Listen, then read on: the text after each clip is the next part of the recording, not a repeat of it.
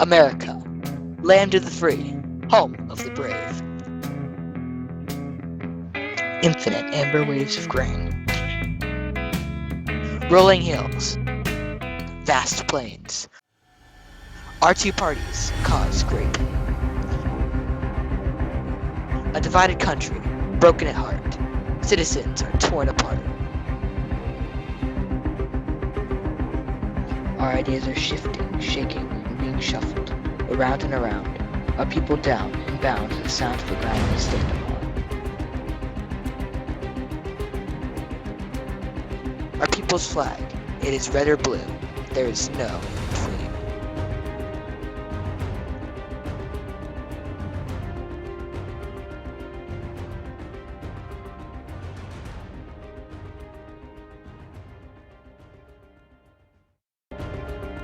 The two-party system in the United States reduces the effectiveness of government to pass bipartisan legislation.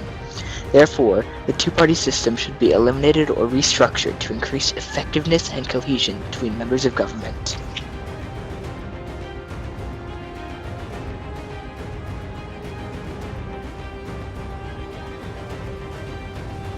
The two-party system in the United States has existed since the signing of the Constitution with the Federalists and the Anti-Federalists.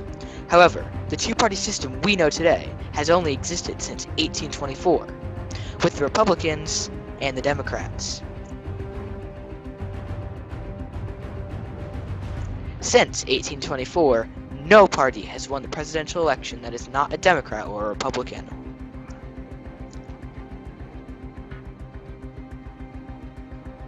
Each party has a certain platform off of which they base their support, with Democrats typically being more liberal and Republicans typically being more conservative. However, this was not always the case. Now, you may be wondering, how did two large political parties switch their ideologies? In the 1960s, the Democratic Party was made up of Southern conservatives who believed in segregation. The Republican Party was made up of Northern liberals and moderates. At the time, in the Lyndon B. Johnson era, Johnson was a Democrat. Johnson also signed the Civil Rights Act. After the signing of the Civil Rights Act, almost all Southern conservatives left the Democratic Party and were replaced by liberals and moderates. These deserters of the Democratic Party joined the Republican parties, and these parties have become more and more polarized ever since. From a recent Pew Research study, it was found that 1 out of every 3 Republicans thought that Democrats are a threat to our country, and 1 out of every 4 Democrats thought that Republicans are a threat to our country. Another study found that 39% of Americans have both conservative and liberal views. Sounds good, right? Frustratingly enough, that statistic is down from 49% in 1994 and 2004. Why has such an extreme drift in political views happened in our society? The first reason that this has happened is because of Duverger's law. Duverger's law states that, in a plurality election with single-member districts, voters tend to choose a two-party system. Essentially, that means that in an election where the most votes wins, where one representative serves a body of constituents, that the voters tend to choose a two-party system. The second reason is party polarization. Party polarization is growing extremism or left and right views of each party. Essentially, it means that Republicans are growing more conservative and Democrats are growing more liberal. In the case of the Republican Party, they are becoming too extreme, which causes for irritating gridlock. One example of the Republican Party's growing extreme right shift is Donald Trump. I'll let this audio show what I mean. When Mexico sends its people, they're not sending their best.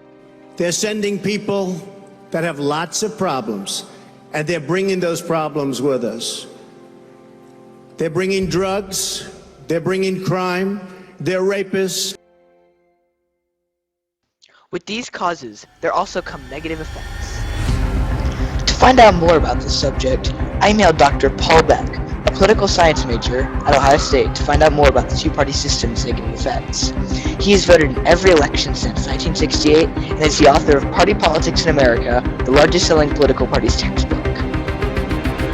Firstly, I asked Dr. Beck about how the two-party system has limited the effectiveness of government in passing legislation. He responded that the two-party system doesn't limit effectiveness itself, but the polarization in the present party system has become dysfunctional, especially with the growing extremism of the Republican Party.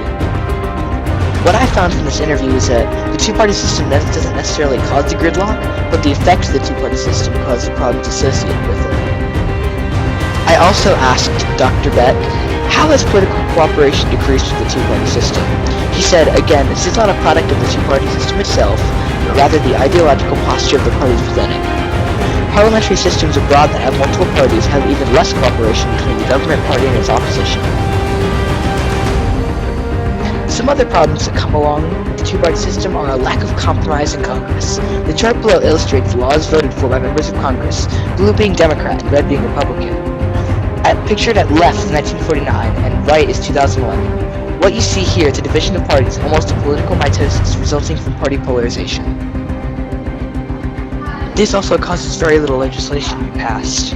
The amount of laws passed in Congress has gone from over 850 in the 81st Congress to less than 223 in the 113th Congress, a decrease of over 500 laws passed.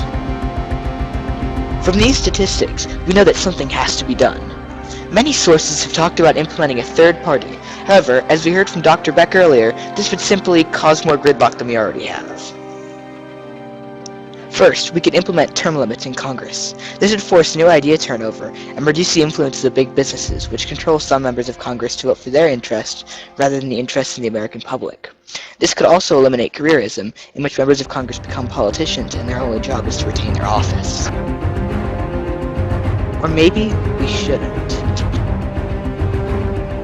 In my interview with Dr. Beck, he stated that implementing term limits would make things worse by empowering lobbyists and reducing expertise, as it has in the 15 states that have them. What we can do is tell our legislators to work together instead of fighting for votes, and then maybe our plight would be solved. On these shaking plains lies a common ground, growing more sparse every day. This plain is losing ground, losing leverage, pushed around by the movement that has shaken this nation for 200 years. We have to do something, anything, to stop the vile progress of these villainous plates, before the ground we know disappears below our feet, and the flags we fly are torn apart.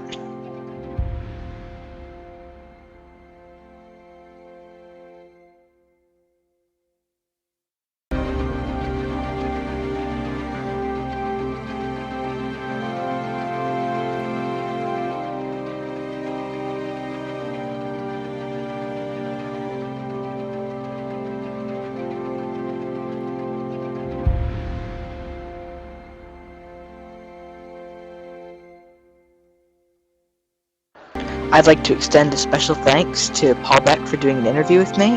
Thanks again.